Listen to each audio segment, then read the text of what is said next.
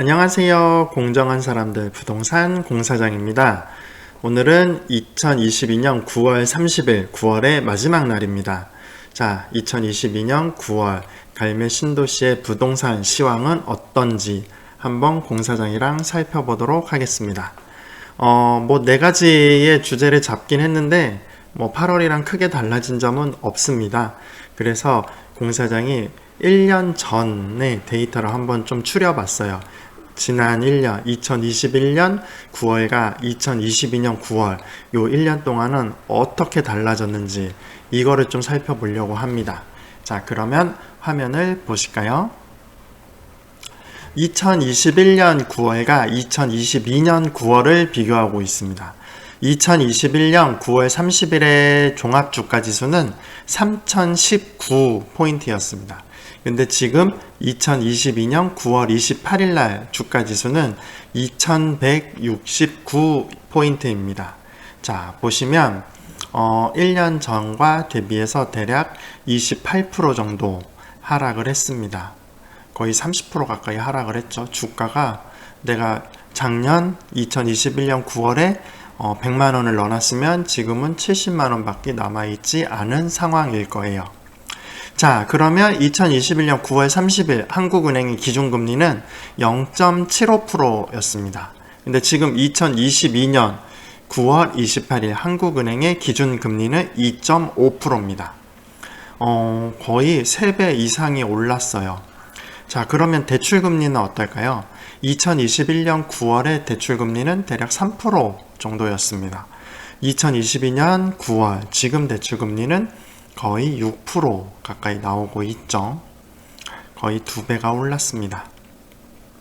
2021년 9월 30일 미국 달러 1000원당 미국 원달러 환율은 1186원이었습니다. 근데 지금 원달러당 환율은 1443원이에요.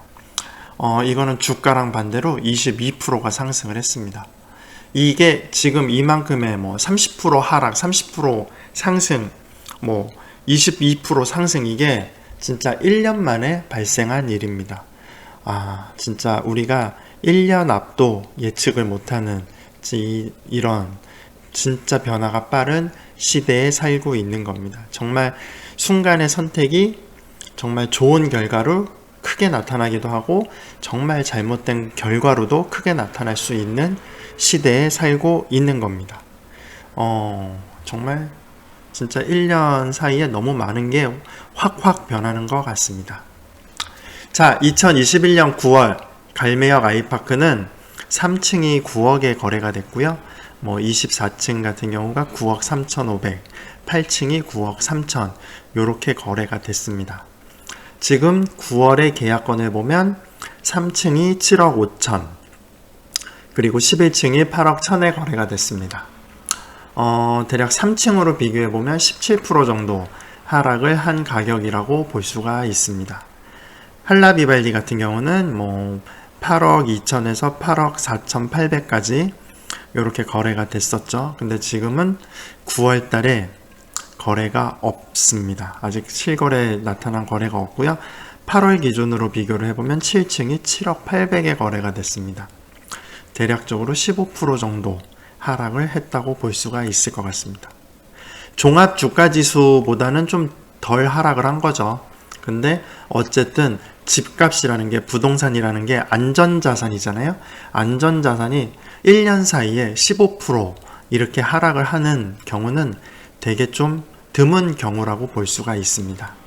자, 그러면 이렇게 하락 거래, 그리고 거래량도 줄고 하락 거래가 일어나는 이유는 뭘까요? 첫 번째는 이제 금리 인상이 가장 큰 영향을 줬을 것 같고요. 두 번째는 금리가 오르면서 거래가 안 되잖아요. 근데 이제 일시적 1가구 2주택의 물량들은 어느 시점에서 꼭 처분을 해야 되는 물량이잖아요. 그 물량들은 정말 눈물을 머금고 처분을 하는 겁니다. 그래서 급매로 거래된 요 가격대하고 지금 호가랑도 또 약간의 괴리가 있어요. 아이파크 같은 경우 7억 5천에 3층이 거래가 됐지만 또 지금 물건을 보면 일시적 1가구 2주택의 물량의 제일 저렴한 호가가 7억 8천인 상황입니다. 이렇게 금매로 거래된 금액과 지금 또 일반적인 호가랑의 괴리도 굉장히 커지고 있는 상황인 것 같습니다. 자, 2022년 9월 갈매 신도시 아파트 거래량은 아까 보셨듯이 아이파크 2건, 할라비발디가 0건, 다른 아파트 단지도 뭐 1건이나 0건 이렇게 됩니다. 거래량은 계속 살아나지 않고 있어요. 갈매 신도시 아파트 바닥은 어디일까요? 지금 거래되는 물량은 전체적으로 거의 대동소이하게 일시적 1가구 2주택 물량들만 거래가 되고 있습니다. 산술적으로 보면 2021년 11월부터 거래량이 급격하게 줄었습니다. 그래서 2021년 11월 이전에 구매를 하신 고객들 중에 일시적 1가구 2주택 물량이 있을 수 있어요. 그러면 논리적으로 보면 2023년 말까지 일시적 1가구 2주택 물량은 나올 수가 있습니다. 현재 갈매 아파트 단지당 1개에서 2개 정도 이렇게 일시적 1가구 2주택 물건이 나와 있는 상태고요. 이런 물건은 앞으로도 계속 좀 금매 가격으로 거래가 되지 않을까. 그리고 이 금매가 아닌 일반적인 호가의 매물들은 당분간은 계속 거래가 좀 어려울 것 같습니다. 전세 거래를 볼게요. 전세 거래는 지금 전세자금 대출 금리 상승으로 지금 계신 분들도 뭐 전세 보증금이 조금 낮은 쪽으로 이동을 하고 싶어 하시는 것 같습니다. 근데 이제 갈매 주변을 보면 갈매동보다 전세가 비싼 지역이 이 주변에서 그렇게 많지가 않습니다. 뭐 다산신도시도 그렇고 별내도 그렇고 동일평수로 보면 갈매도 그렇고 서울에 있는 중랑구 뭐 일반 전세 가격과 비교했을 때도 갈매나 뭐 별내나 다산 물론 신도시들 전세가가 낮은 수준은 아니에요. 그래서 여기 있는 수요들을 이제 채워줄 주변에 더 높은 가격대의 전세 지역이 없습니다. 차라리 뭐 갈매나 별내나 다산에서 줄여서 뭐 호평이나 진접으로 가시는 수요는 있을 수 있어도 여기를 채워줄 수요가 마땅치 않아요. 그래서 전세를 찾는 수요 자체가 좀 많이 줄어든 상황인 것 같습니다.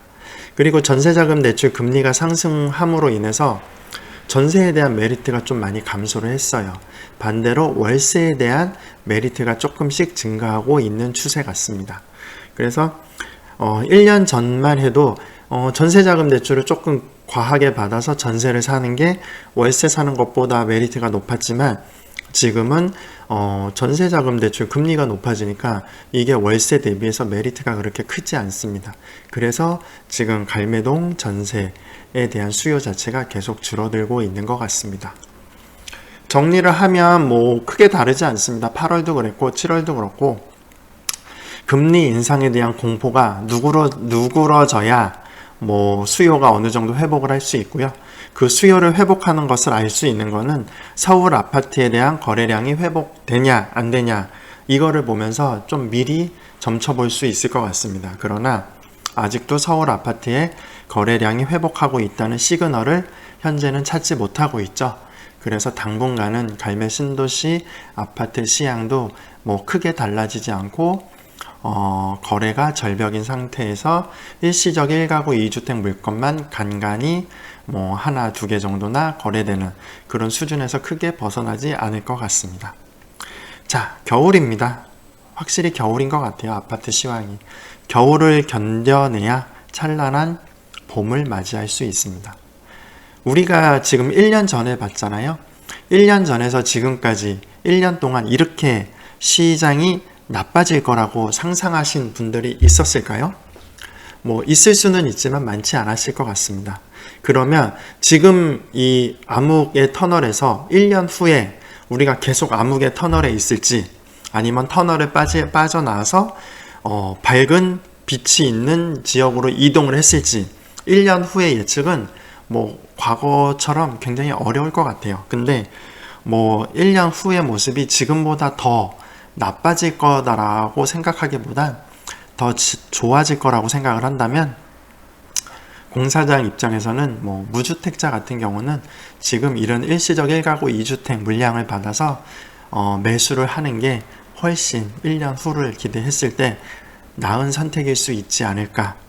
그래서 공사장은 그렇게 생각을 합니다. 겨울을 견뎌내면 찬란한 봄을 맞이하게 됩니다. 그래서 우리 모두 겨울을 잘 견뎌냈으면 좋겠습니다. 자, 9월 시황도 긍정적인 시그널을 주지 못해서 좀 죄송하고요.